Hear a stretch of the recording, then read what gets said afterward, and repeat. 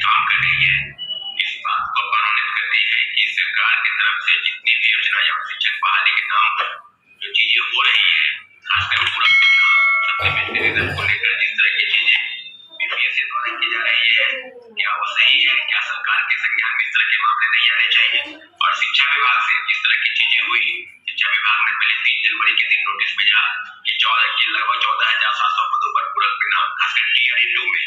Second phase की बहाली में पूरक परिणाम जारी होने की चीजें बिल्कुल स्पष्ट हो गई थी कि पूरक परिणाम जारी होंगे और इस बात के लिए लगभग 15-20 दिन इंतजार किया गया और तब जाकर शिक्षा विभाग ने अपने चिट्ठी के माध्यम से वापस लिया कि पूरक परिणाम जारी नहीं होंगे। और उसके बाद लगातार जो छात्र अभ्यर्थी है, शिक्षक है, जिन्होंने परीक्षा दी है, उसके मन में एक उपाधों की स्थिति अभी भी बरकरार है कि क्या सप्लीमेंट्री रिजल्ट नहीं आएगा तो कल SC/ST यानी अनुसूचित जाति अनुसूचित जनजाति के वेलफेयर के लिए समाज कल्याण विभाग द्वारा जो शिक्षक बहाली निकाली गई थी उसके पूरक परिणाम जारी हुए हैं। तो क्या इस तरह के ग्रीवांस जो बताए जा रहे थे, ग्रीवांस में बीपीएससी द्वारा स्पष्टीकरण मांगा गया था कि जिन लोगों का ग्रीवांस में इस तरह की चीजें हैं, कोई आपत्ति है, खासकर मिनिमम कट ऑफ को लेकर या कोई ऐसा चीज, तो उसके लिए भी डॉक्यूमेंट अपलोड कराने की बात की जा रही थी और डॉक्यूमेंट अपलोड हुआ भी। तो सारी चीजें अब बिल्कुल इस बात को प्रमाणित करती है कि क्या बीपीएससी द्वारा और शिक्षा विभाग द्वारा जो घालमेल किया जा रहा है, और घालमेल कहने के संदर्भ में कि सप्लीमेंट्री रिजल्ट जैसे साथियों आपको पता है कि टीआरई 1 में भी सप्लीमेंट्री रिजल्ट को लेकर लगातार घमासान मचा था, चाहे वो केजरीवाल धरना से हमारे शिक्षक साथी हम लोग बैठे थे, उसके बाद बीपीएससी का भी घेराव किया, शिक्षा विभाग भी है, लेकिन सुनने के लिए कोई भी न विधानसभा के अध्यक्ष, न प्रतिपक्ष के नेता, न सत्ताधारी दल के नेता, न विरोधी दल के नेता, किसी भी राजनीतिक दल के नेता को इससे कोई मतलब नहीं, सिर्फ बयानबाजी करना इस बात को प्रमाणित करती है कि हमको शिक्षकों का वोट चाहिए, हमको आज से बहुत सहानुभूति है अगर गोल मटोल बात करके शिक्षक अभ्यर्थियों के बातों को पूरा चाहिए। और वही लोग जो लोग पहले विरोधी दल के नेता थे, जैसे कि सबको पता है कि विरोधी दल में विधानसभा और विधान परिषद दोनों के विरोधी दल के नेता सम्राट चौधरी और श्री विजय सिन्हा जी आज बिहार के मुख्यमंत्री बने। उप मुख्यमंत्री कहने का मतलब है कि बिहार में भी एनडीए की सरकार है, तो क्या शिक्षक अभ्यर्थियों के पूरक परिणाम के लिए जो माननीय उप मुख्यमंत्री श्री सुशील कुमार मोदी का बयान अगर आप देखेंगे, उन्होंने स्पष्ट कहा था कि 40,000 पदों पर पूरक परिणाम जारी होने चाहिए। और जिलों से जो फर्जीवाड़ा का डाटा है, वो डाटा आंकड़ा अगर आप देखेंगे तो कई जिलों से अभी भी कई जिलों की सूची आई है कि शिक्षक अभ्यर्थी फरार चल रहे हैं, कहीं इतने गलत प्रमाण पत्र के आधार पर जो नियुक्त हो गए हैं उनको बहाल किया जा रहा है, स्नातक की कई फर्जी डिग्री, डोमिसाइल की डिग्री फर्जी,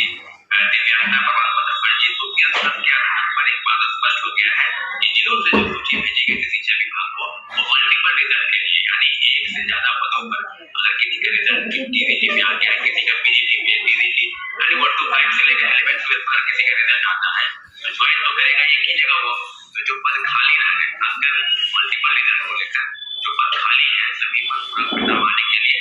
सरकार की तरफ से शिक्षा विभाग को सूची भेजेगी, तो शिक्षा विभाग वही सूची बीपीएससी को भेजेगी कि 14,700 पदों पर पूरक परिणाम जारी होना चाहिए। परंतु जिस तरह की जो चिट्ठी जो निकला, परसों एक चिट्ठी निकला शिक्षा विभाग के माध्यमिक शिक्षा के निदेशक की तरफ से कि कोई भी अगर आंदोलन, पूरक परिणाम किसी भी हाल में जारी नहीं होगा, परंतु कोई भी अगर आंदोलन करते हैं चाहे शिक्षक अभ्यर्थी,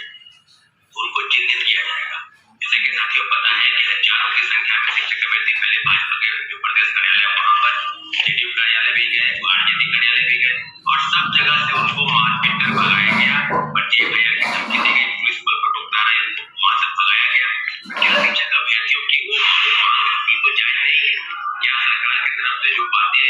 विरोधी दल के नेता के तौर पर या विपक्ष के नेता के तौर पर आप बोलते थे, आज सत्ता में आने पर वही चीज आपका मन पर धारण हो गया है। तो सभी चीजों पर इतना जरूरी है कि सरकार की तरफ से जो भी लेट नतीजी हुआ है उसका खामियाजा निश्चित रूप से एनडीए की जो सरकार है और जो भी वर्तमान में काम कर रही है सभी पर कहीं न कहीं होने की जरूरत है। तो हम इस बात की पुष्टि करते हैं और निश्चित रूप से सरकार की तरफ से जितने भी संज्ञान शिक्षक बहाली के नाम पर नहीं लिया जा रहा है और लगातार शिक्षकों को पूरा किया जाना है, इस बात को पुष्टि करती है इस चिट्ठी से कि आने वाले समय में शिक्षक अभ्यर्थी अपनी मांगों को लेकर कहीं कोई डरने की जरूरत नहीं है। सप्लीमेंट्री रिजल्ट की मांग हमारी जायज है और इसको हम किसी भी हाल में लेकर रहेंगे। जैसे कि साथियों पता है कि टीआरई 1 में दर्जनों याचिकाएं माननीय उच्च न्यायालय में दायर हो चुकी है, इसलिए टीआरई 2 में भी SC/ST वेलफेयर का रिजल्ट आया है तो सभी पदों पर सप्लीमेंट्री रिजल्ट आना चाहिए। इसके लिए हम लोग प्रतिबद्ध हैं और लगातार सरकार से शिक्षकों व हेडमास्टर का पूरक परिणाम किया जारी।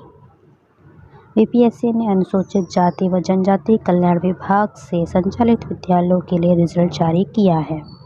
बिहार लोक सेवा आयोग ने गुरुवार को अनुसूचित जाति व जनजाति कल्याण विभाग से संचालित मध्य माध्यमिक व उच्च माध्यमिक विद्यालयों में शिक्षकों और हेडमास्टर की नियुक्ति के लिए पूरक परिणाम जारी कर दिया है।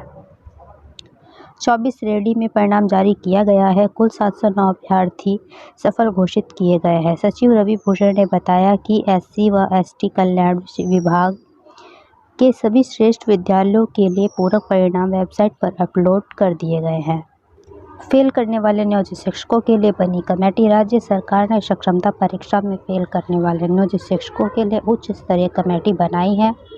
शिक्षा विभाग के अपर मुख्य सचिव के पाठक कमेटी के अध्यक्ष बनाए गए हैं। इसमें बिहार विद्यालय परीक्षा समिति के अध्यक्ष, प्राथमिक शिक्षा निदेशक, राज्य शिक्षा शोध एवं प्रशिक्षण परिषद के निदेशक और उच्च माध्यमिक शिक्षा निदेशक शामिल किए गए हैं। यह कमेटी सक्षमता परीक्षा में फेल करने वाले एवं इसमें शामिल नहीं होने वाले नियोजित शिक्षकों के मामले में विचार कर अपनी अनुशंसा राज्य सरकार को देगी। तीसरे चरण में होगी 71,000 विद्यालय अध्यापक के पद का सृजन होगा। इसके पहले दूसरे चरण की अध्यापक नियुक्ति परीक्षा एवं पहले चरण की अध्यापक नियुक्ति परीक्षा के पूरक परीक्षा फल के आधार 95,000 अभ्यर्थी अध्यापक पद के लिए चयनित हुए हैं, लेकिन उसमें से तकरीबन 76,000 अभ्यर्थी द्वारा ही नियुक्ति पत्र लिए गए हैं, जबकि दूसरे चरण में रिक्तियों की संख्या